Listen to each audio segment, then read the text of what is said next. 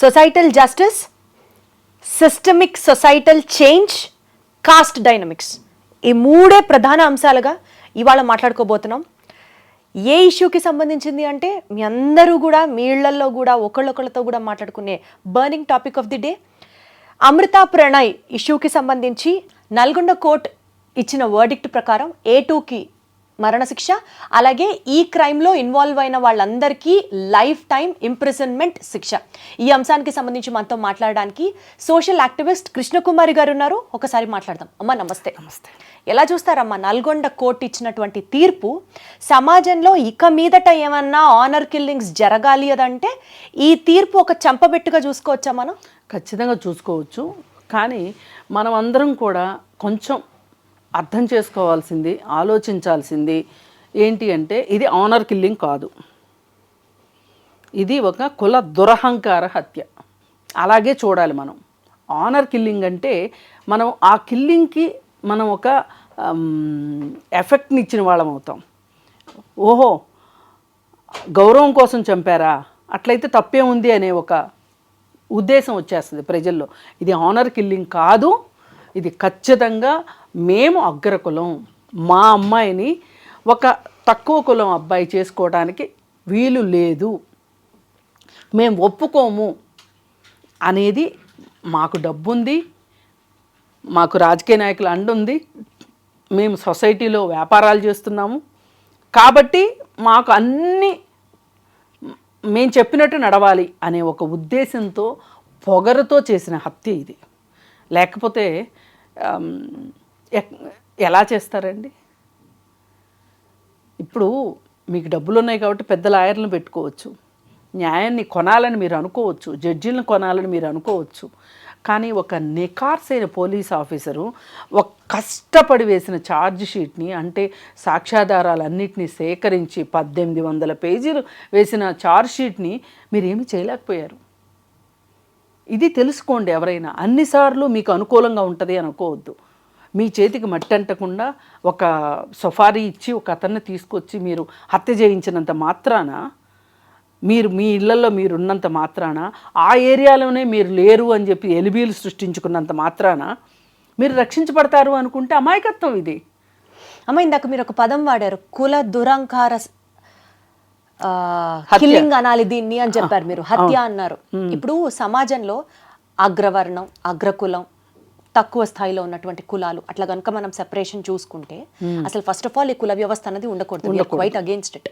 But still ఇలాంటి క్రైమ్లు, ఇలాంటి ఇంజస్టిస్లు జరుగుతున్నాయి అని అంటే at least prevention of atrocities act against lower caste or lower people ఉన్న మనకి చట్టాలు కానీ ఇండియన్ జ్యుడిషియల్ సిస్టంలో మనకి హెల్ప్ చేస్తున్నాయా ఇవాళ రోజున? ఇవాళ అదే గెలిచింది అని మనం అదే గెలిచింది, కరెక్ట్, హెల్ప్ చేస్తున్నాయి. కానీ దానికి తగినంత ప్రచారం లేదు, దానికి తగినంత ప్రచారం లేదు. ఇప్పుడు మామూలుగా అయితే ఇలాంటి శిక్ష ఇంతకుముందు ఏ కేసులోనూ పడలేదు, అందుకే ఎవరు ఇంతలా మాట్లాడలేదు. ఇది జరిగినప్పుడు జరిగింది అని ఆ రోజు గగ్గోలు పెట్టేసేసి న్యూస్ ఛానల్స్ కావచ్చు, ప్రజలు కావచ్చు మాట్లాడుకుంటారు, 4 రోజులు మాట్లాడుకుంటారు, 5వ రోజున మర్చిపోతారు సింపుల్గా.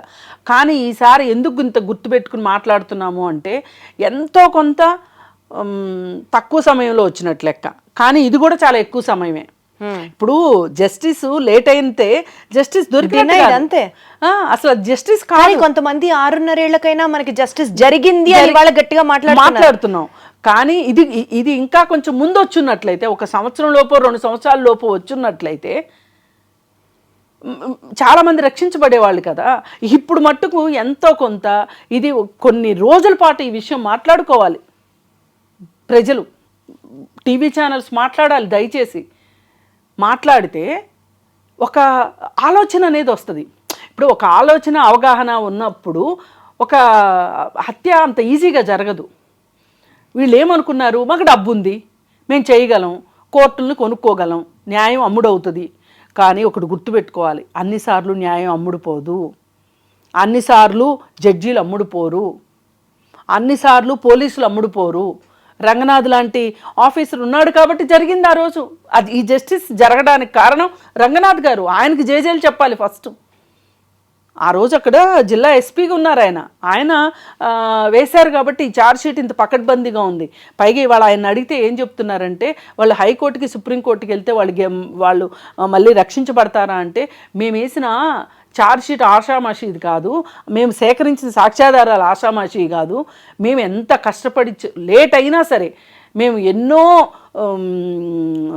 ఏమనాలి ఆధారాలను సేకరించాం, మేము టెక్నికల్ ఎవిడెన్స్ సేకరించాం. ఏఐ యూజ్ చేసి మరి వాళ్ళు ఎవిడెన్స్ ని సేకరించారు. అంటే ఎంత లోతుగా చేశారు చూడండి, వాళ్ళు లోతుగా చేశారు. కోర్టులో ట్రయల్ కూడా అలాగే జరిగింది. పోలీసులను కూడా ఆ విధంగా ఆయన సన్నద్ధం చేశారు. క్రాస్ ఎగ్జామిన్లో ఒక్క సాక్షిని 10 రోజులు ఎగ్జామిన్ చేశారంట, క్రాస్ ఎగ్జామిన్. అంటే ఎంత అద్భుతంగా జరిగింది. అందరి సహకారం ఉంది దీంట్లో. ఈ సహకారంతో ఇవాళ ఈ జస్టిస్ జరిగింది అని అనుకుంటున్నాం. అమ్మ, యూజువల్ గా ఒక రెగ్యులర్ మైండ్ సెట్ మనది ఎలా ఉంటుంది తెలుసా? సపోజ్ ఇప్పుడు పోలీసులు కల్ప్రిట్స్ ని పట్టుకోలేదు అనుకోండి, పోలీసులు అమ్ముడుపోయారు, చట్టం తన పని తను చేసుకుపోవట్లేదు, చట్టం అమ్ముడుపోయింది, ఇలా మాట్లాడతాం. ఇవాళ రోజున పోలీసుల దగ్గర నుంచి న్యాయ వ్యవస్థ దాకా ప్రతి ఒక్కళ్ళు ఖచ్చితంగా నికార్సుగా పనిచేశారు కాబట్టి ఇవాళ మనకి జస్టిస్ వచ్చింది అనుకుంటే, రెండో సైడ్ ఆఫ్ ది కాయిన్ మాట్లాడితే ఇప్పుడు సమాజం బాధ్యత ఉంది. సమాజంలో కూడా డీప్ గా నాటుకుపోయిన ఇలాంటి మైండ్ సెట్స్ మారాలి, 100% మారాలి. అవి ఎలా మారుతాయి అంటే, మనము ఈ జరిగిన దాని గురించి గ్లోరిఫై చేస్తూ మాట్లాడాలి. ఏది ఇవాళ వచ్చిన తీర్పుని మనం మాట్లాడాలి. ఆ జరిగిన నేరాన్ని నేరంగా మాట్లాడుకోవాలి. వాళ్ళు ఏం సాధించారు ఈరోజు, మారుతీరావు ఏం సాధించాడు, శ్రవణ్ ఏం సాధించాడు, ఈవేళ ఎవరికి నష్టం జరిగింది. ఇవాళ నిజంగా ప్రణయ్ తల్లిదండ్రులకి కొడుకు లేకుండా పోయాడు. ఇప్పుడు అమృతకి భర్త లేకుండా పోయాడు. ఆ బుడ్డోడికి వాడికి ఏం తెలుసు, వాడు అసలు తండ్రినే చూడలేదు. ఎంత దుర్మార్గం, ఎంత దారుణం. ఏమి మీరు ప్రేమ కోసం చస్తాము, ప్రేమ కోసం చంపుతాము అని మీరు మాట్లాడుతున్నారు కదా. ఇది ప్రేమ కోసం చంపటం చావటం కాదు. చచ్చేంత ప్రేమ, చంపేంత ప్రేమ ఎవరికి కావాలండి?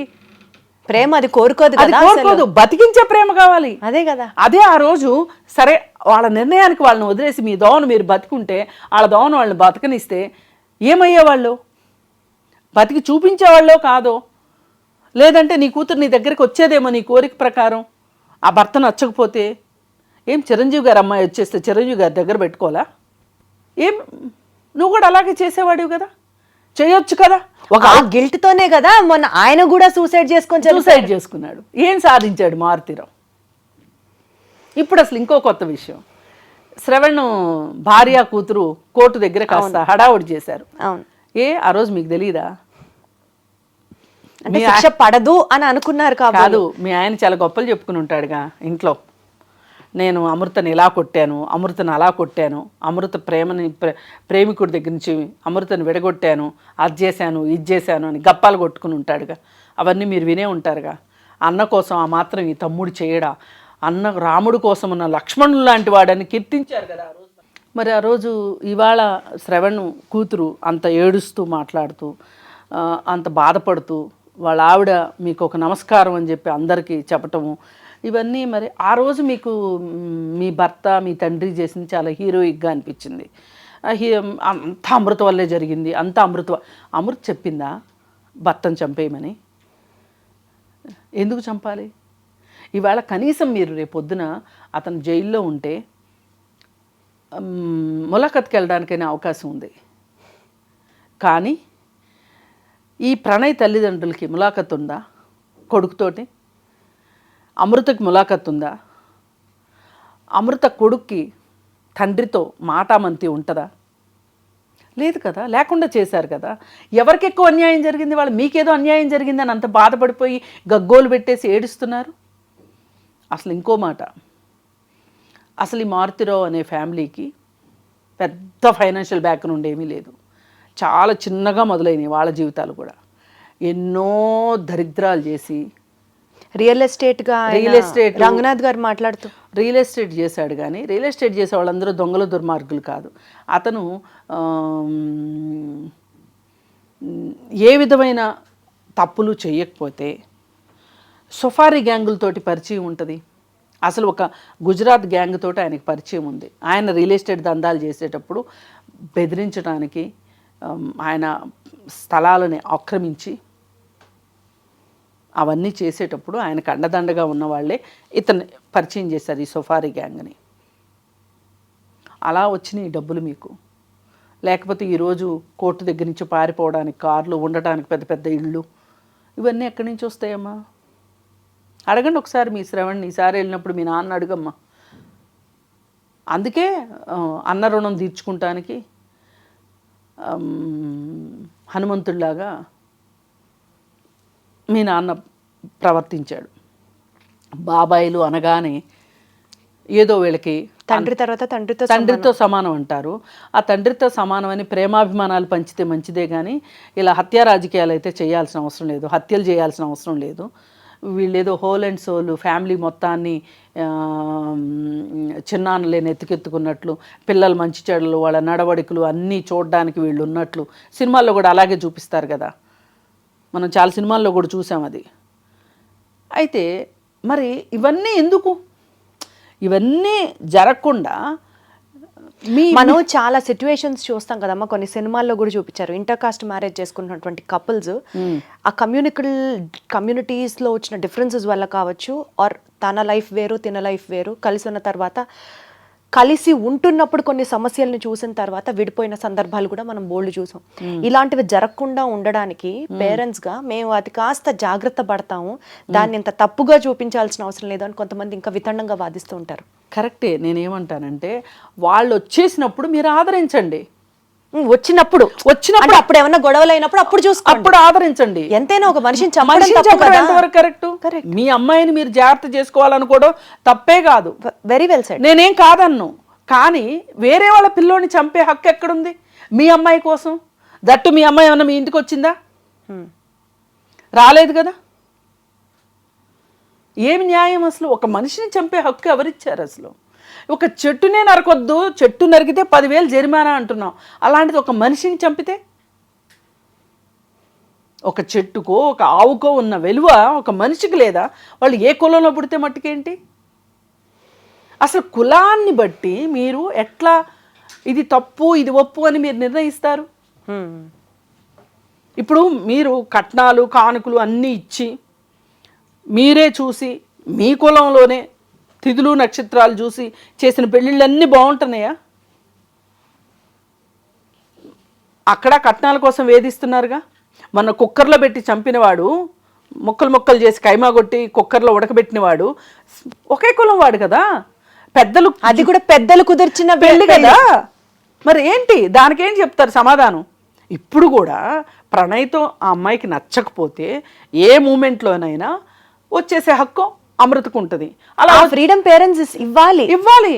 మీ అమ్మ తప్పు ఒప్పు నువ్వు చేసేసావు, నువ్వు ఎక్కడన్నా సంతోషంగా ఉండాలి. నువ్వు చిరంజీవి గారి కంటే మొనగోడివా? ఆయన ఇవ్వలా స్టేట్మెంటు? అమ్మ నువ్వు ఎక్కడన్నా నువ్వు సంతోషంగా ఉండాలి స్వీటీ, నీ నీ సుఖ సంతోషాలే మాకు ఇష్టం, నిన్ను ఇబ్బంది పెట్టాలని మేము అనుకోవట్లేదు అని ఆయన ఓపెన్ స్టేట్మెంట్ ఇచ్చారా లేదా? మా బాబాయ్ వల్ల మాకు ప్రాణహాని ఉంది అని చెప్పి ఆ అమ్మాయి కేసు పెడితే చిరంజీవి గారు అది ప్రముఖంగా వీడియో చేసి మరీ పెట్టారు కదా. ఎంత ధైర్యాన్ని ఇచ్చారు కూతురికి. కరెక్ట్. రెస్పాన్సిబుల్ పేరెంటింగ్ ఇచ్చారా? ఇచ్చిన తర్వాత మళ్ళీ అక్కడ ఇబ్బందిగా ఉంది అంటే ఒక బేబీని కన్న తర్వాత కూడా తీసుకొచ్చుకుని పెంచుకున్నారా? చూసుకుంటున్నారా లేదా? మళ్ళీ ఆ అమ్మాయికి ఇంకొక జీవితాన్ని ఇవ్వాలి, అమ్మాయిని చదివించాలి, ఆ అమ్మాయి కాళ్ళ మీద అమ్మాయి నిలబడాలని అమ్మాయిని చదివించారా? ఆ తర్వాత మళ్ళీ ఇంకో పెళ్లి చేశారా? వాళ్ళు ఎప్పుడేం చేయాలో అది చేశారు. ఎవరైనా ఇది చూసి నేర్చుకోరు. చంపిన వాళ్ళు ఆదర్శం.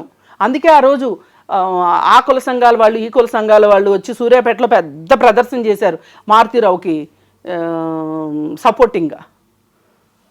ఇలా సమాజం మారాలంటారమ్మా? సమాజం మారాలి ఖచ్చితంగా. ఇప్పుడు ఈ తీర్పే గనక ఇంకొక ఇది జరిగిన తర్వాత కనీసం 2020లో వచ్చిన 2020 తర్వాత వచ్చే ఇలాంటి కులదురహంకార హత్యలు ఆగి ఉండేవి కదా. నిన్నగాక మొన్న బంటి చనిపోయాడు, కృష్ణ చనిపోయాడు కదా.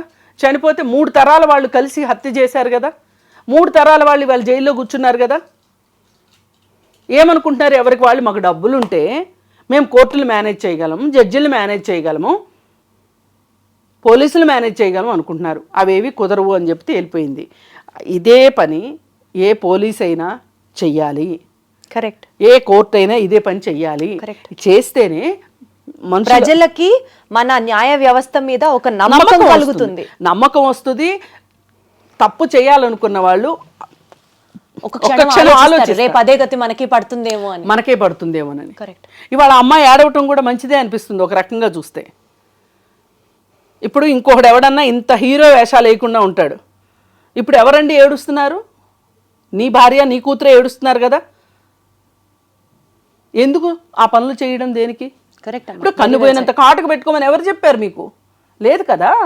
అందుకని ఏంటంటే ఇవాళ సొసైటీలో కావాల్సింది ఏంటంటే చట్టము గురించి అవగాహన. ఇప్పుడు కులాంతర మతాంతర వివాహం చేసుకుంటే చట్టరీత్యా నేరం కాదు, ఇది కరెక్ట్, ఇది నేరం కాదు అంటే చెయ్యొచ్చు అనే కదా. చంపితే నేరం అనేది ఇవాళ ప్రూవ్ అయింది. పెళ్లి చేసుకుంటే నేరం కాదు అనేది అవగాహన కలిగించాలి. పైగా ప్రభుత్వం దగ్గర నుంచి కూడా ఒక ప్రోత్సాహకం అనేది ఉండాలి.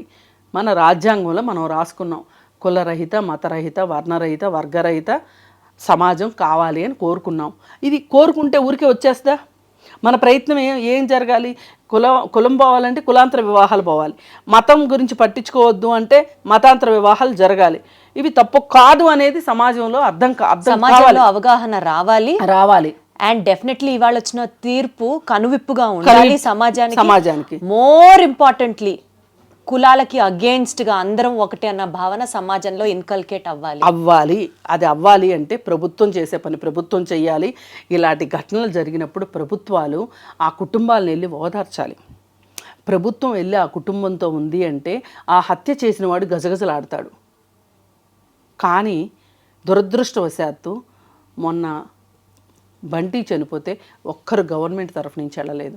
ఎవరో కలెక్టర్ ఆఫీస్ వాళ్ళు వెళ్ళారు, కానీ రాజకీయ నాయకులు వెళ్ళలేదు. రాజకీయ నాయకులు ముఖ్యంగా ఈ విషయం గురించి ధైర్యాన్ని ఇవ్వాలి సమాజంలో. ఇస్తే ఒక 4 years బ్యాక్ అనుకుంటా చందానగర్లో ఒకటి జరిగింది ఇలాగే. అవంతి ఈ రోజుకి అమ్మాయి ఫైట్ చేస్తుంది ఆ కేసు గురించి. ఆ కేసులో కూడా హియరింగ్ ఉంది. అక్కడ కూడా ఇట్లాంటి వర్డిక్టే రావాలి. వస్తే 1 by 1 వస్తుంటే కొంచెం సమాజంలో మనలాంటి వాళ్ళు మాట్లాడగలిగే వాళ్ళు మాట్లాడాలి. ఛానల్స్ కూడా విరివిగా ప్రచారం చేయాలి. చేస్తే అప్పుడు కులం మొత్తాన్ని మనం పెకలించలేకపోవచ్చు, కానీ కులాంతర మతాంతర వివాహాన్ని మనం ఒప్పుకోగలుగుతాం. కనీసం ఒప్పుకోగలిగితే వైలెన్స్ ని ఆపిన వాళ్ళు. వెరీ వెల్ సెడ్ అమ్మా. Thank you so much. Thank you.